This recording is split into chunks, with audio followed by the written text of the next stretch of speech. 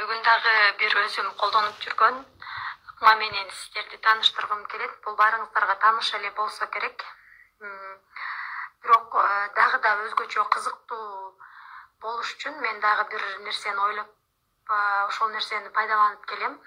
Ошол нерсени дагы сиздерге айтып кетким келет. Бул жерде ачкыч сөздөр, сабактагы башталардан алдыңкы ачкыч сөздөрдү ушундай табышмактуу кылып катып койгонмун. Бул ачык эле мындай көрүнүп турбайт, бирок сабак башталганга чейин мен атайын ар бир партанын астына мындай скотч кылып койгонмун, эки тараптуу. Ошол скотч менен ушундай чаптап коем.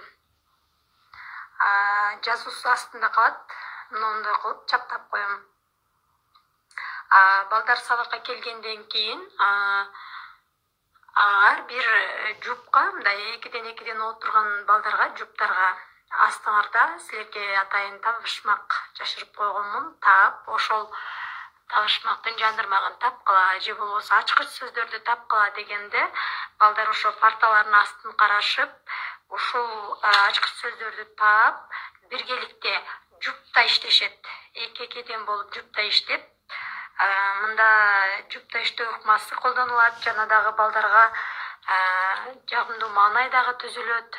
Бири-бирине болгон ишеними, ынтымагы дагы күчөй баштайт деп ойлойм. Бул мен өзүм сабакта колдонуп келүүдөмүн. Бул эң жакшы жыйынтыктарды берди. Сиздер да колдонуп көрүңүздөр.